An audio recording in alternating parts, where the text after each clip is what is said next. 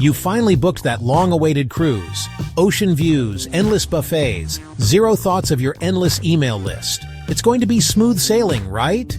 But every cruise is full of first-timers and even seasoned cruisers, making simple mistakes that turn a dream trip into a frustrating mess.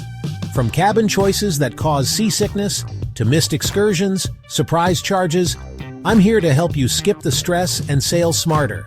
In this video, we'll walk through the biggest cruise ship mistakes people make, and exactly how to avoid them. These are the things no one tells you at booking, but every seasoned cruiser has learned, usually the hard way. Whether it's your first cruise or your fifth, these tips can save you money, time, and even your sanity. Let's dive in before you pack your suitcase and leave your common sense on the pier. Cruising into a new port is exciting. Palm trees, warm air, maybe a reggae band greeting you. And then it hits. You didn't plan a thing. No idea where to go. No beach picked. No tour booked. No clue if this is the island with the pigs or the one with the zip line. While there's something to be said for spontaneity, port days aren't the best time to play travel roulette. Excursions sell out. The best beaches can be miles away, and taxi drivers smell indecision like sunscreen. A little research, and I mean even just 10 minutes on Google, goes a long way.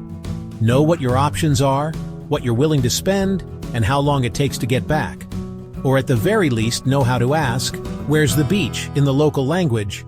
Trust me, aimless wandering is fine at the mall, not when your ship leaves at 4:30. Cruise lines love to say you can sail with just a birth certificate. And sure, that works, until it doesn't. If something goes wrong in a foreign port, say a medical issue, a family emergency, or even just a missed departure, you'll be in a mess without a passport. You'll need to find a U.S. embassy, file emergency paperwork, possibly wait days, all while your cruise ship is sailing merrily into the sunset. With a passport, one ticket, one plane ride, and you're home. Yes, they cost a little bit. Yes, it's annoying to take that photo where you look like a confused FBI suspect. But it's the one document that turns an international problem into a manageable inconvenience. Consider it your golden ticket, except it actually works at the airport. Cruise lines are amazing at many things, but short hold times and easy changes, not so much. That's where a travel agent comes in. And no, they're not outdated. They're your cruise concierge, price watchdog, and middleman between you and that dreaded call to customer service. Good agents don't cost you extra. The cruise line pays them. But the time and stress they save, that's priceless. They can reprice your cruise if it drops, help you decide between early or late dining. And when your cousin decides last minute to join your cruise, they'll add her, not you. Plus, if anything goes wrong mid-trip, you don't get stuck fighting the good fight alone. You get to text someone else and say, "Handle it." Now that's luxury. Let's be honest, not every port calls to every traveler. If you're not into snorkeling or beach lounging, a week of tropical islands might feel repetitive after day 2. Likewise, if cobblestone streets and Roman ruins aren't your thing, maybe save Europe for later. Also, and I say this with love, those 3- and 4-night cruises, they're a whirlwind. You just learn where the buffet is. And suddenly you're packing to leave. Longer cruises, 5 to 7 nights, offer more time to relax, get your bearings, and actually enjoy the ship. And picking ports that excite you means you'll look forward to every stop, not just count the days until disembarkation. Don't just go for cheap, go for "I can't wait to get there." Yes, every cabin gets you on the same ship, but not every cabin gets you the same experience. If you're sensitive to motion, skip the forward and aft cabins and stick to midship. It's steadier, quieter, and closer to most of the action, without the 3 a.m. nightclub vibrations. And if you're claustrophobic, maybe skip the inside cabins this time. Even 20 extra square feet can make a huge difference when you're sharing with a spouse, a suitcase, and 3 pairs of snorkel fins. And while a balcony isn't always necessary, it is nice to have your own slice of ocean view. Just don't book the cheapest cabin and then spend the whole week wondering if you made a mistake. Peace of mind is worth the upgrade. Main dining room food? Solid. But Royal Caribbean's specialty restaurants? Next level. Whether it's a perfectly cooked steak, sushi that rivals land-based spots, or a chef's tasting menu that makes you feel like royalty, specialty dining is worth a night or two. Some folks think, why pay extra when food is free? But a little splurge can make a big impression. You're not just eating, you're making a night of it. And for special occasions, birthdays, anniversaries, or just making it to vacation, it's a no-brainer. Book early, pick a night midway through your cruise, and enjoy the change of scenery and the extra nap afterward. Not all ships are created equal, especially on Royal Caribbean. Some are packed with bells and whistles, water slides, surf simulators, Broadway shows. Others, a little quieter. And let's say, classic.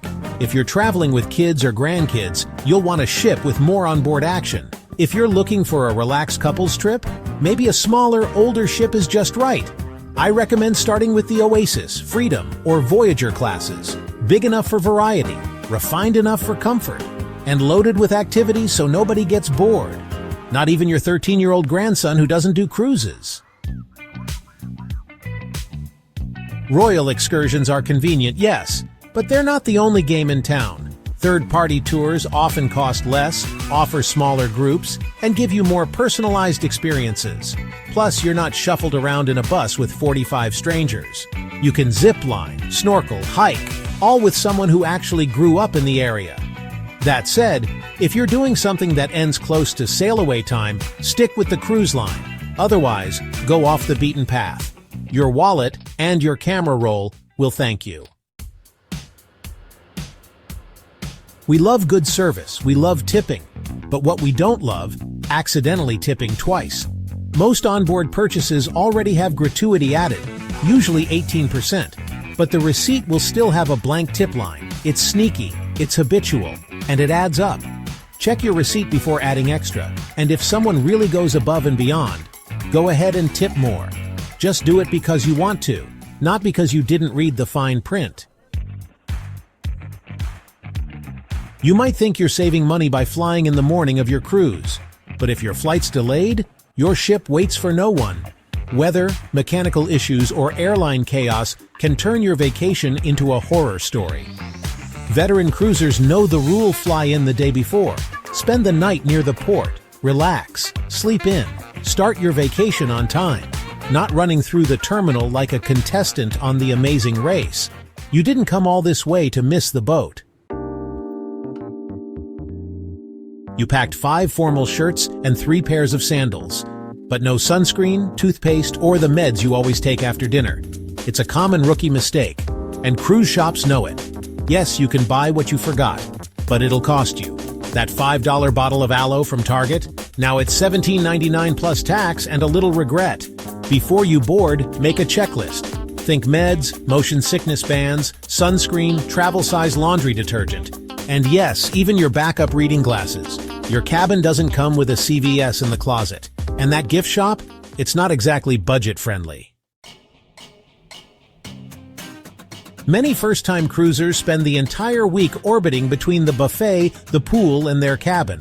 It's easy to miss half the ship, especially if you don't take time to wander early on. From quiet lounges to adults-only pools, hidden hot tubs to late-night pizza stations, there's a lot tucked away beyond Deck 5. And that cafe you discovered on Day 6? Yeah, it was open the whole time. Take a walk on embarkation day. Check out every floor. You might stumble upon a perfect reading nook or a bar with 0 lines, while everyone else is at the main pool fighting for deck chairs. You get a printed schedule in your cabin each night, or it's loaded in the app. It lists every activity, show, trivia game, class, and event happening the next day. Many cruisers never read it. They wake up, wander around, and miss all the good stuff. The magic show? Gone. Free mimosas at art auction? Missed it. 90s music trivia in the schooner bar? You were napping. Reading the daily schedule takes 3 minutes. Circle a few things, make a loose plan, and thank yourself later. You didn't come all this way just to miss line dancing with Doris at 3 p.m. Look, it's great to be prepared, But if you've got a color-coded spreadsheet of everything from sunrise yoga to your 8:14 p.m. dessert, maybe take a breath. Cruises are meant to be enjoyed, not conquered. It's okay to skip the 11 a.m. Zumba and sip coffee on the deck instead. Or say no thanks to an excursion and relax by the pool. The best cruise moments often come from what you didn't plan. That random game show, that quiet evening with a sunset and no agenda. Give yourself some breathing room. You're on vacation. One thing you'll notice on cruise ships, bottled water adds up fast. You'll find water at the buffet, bars, and drink stations. But you'll need a container. And no, they don't give out bottled water for free, even if you look very thirsty.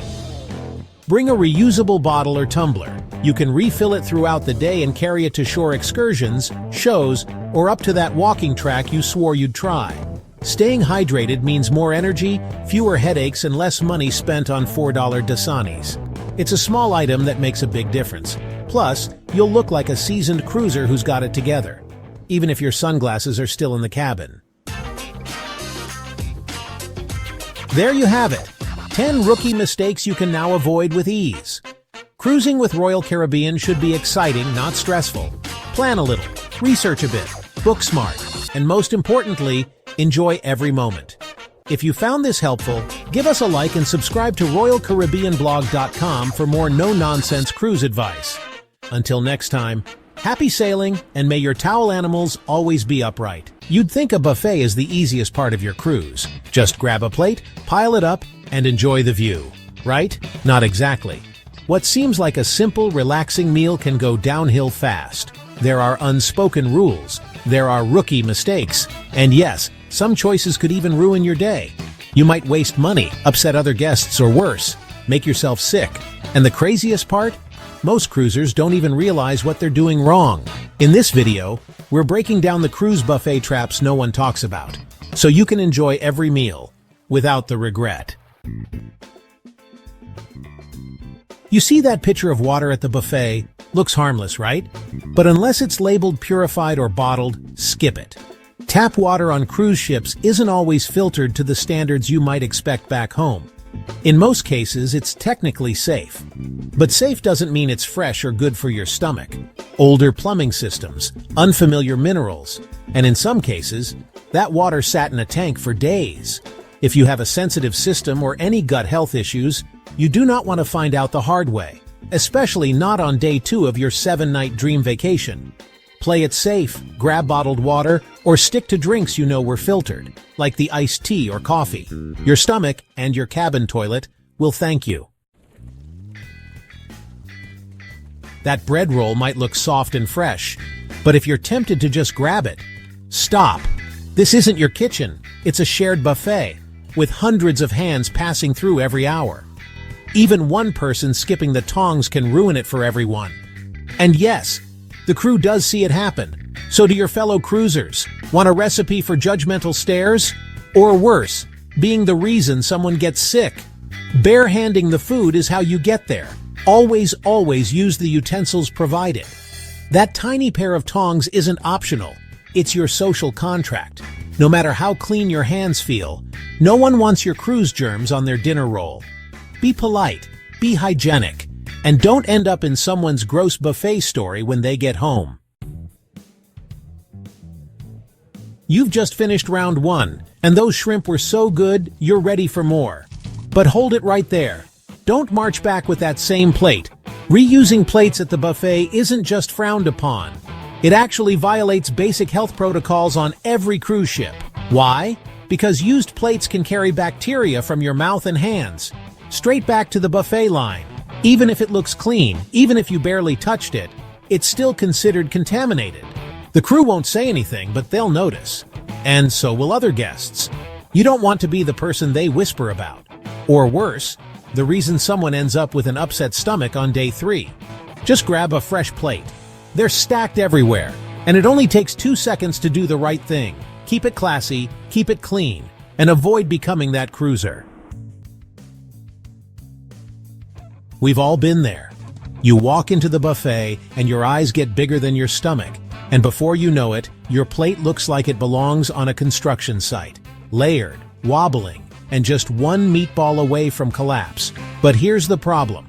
Overloading your plate isn't just impractical.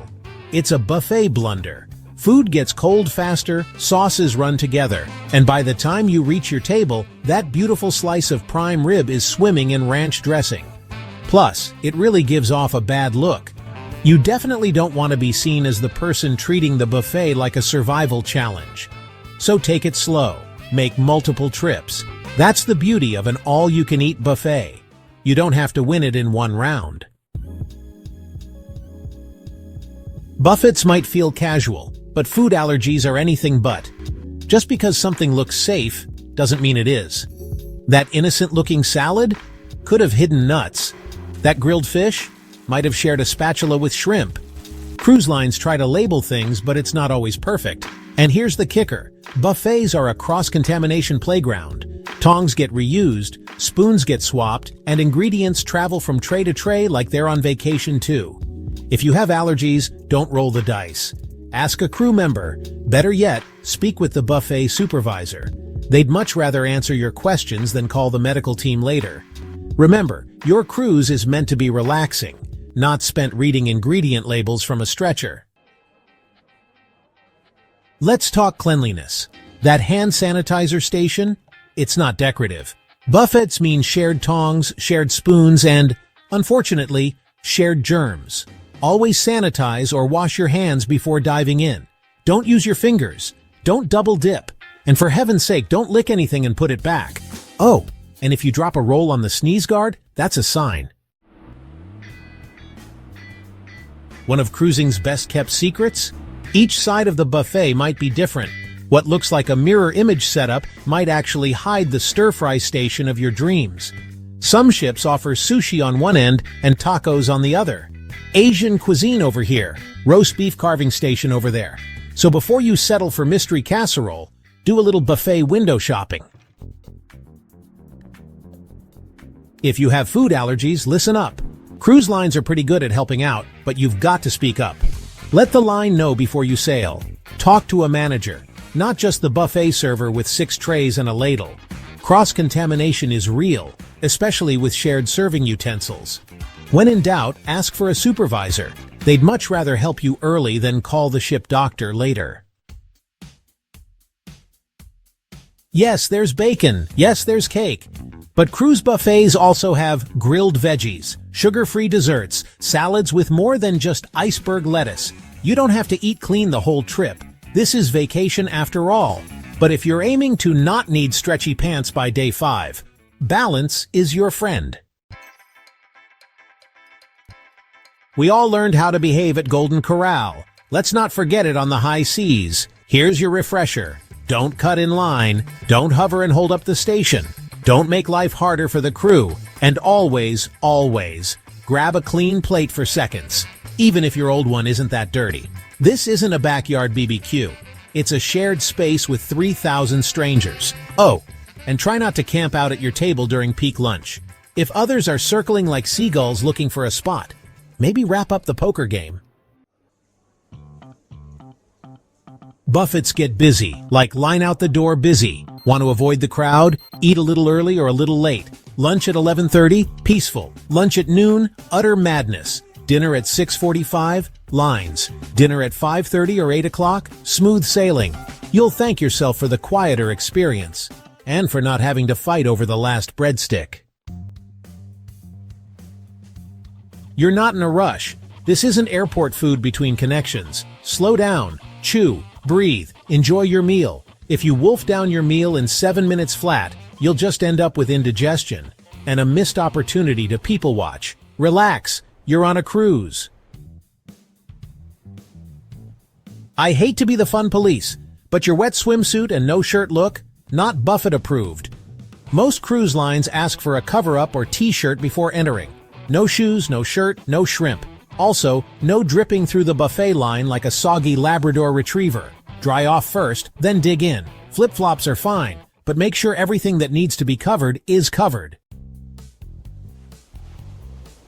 You just had a big lunch. You think, I'll skip dessert this time. But then you walk by the pastry station, and that tiny cheesecake calls your name like it knows your weaknesses. Remember, Cruise calories don't count. That's not science, but it should be. If you see something that looks good, take it.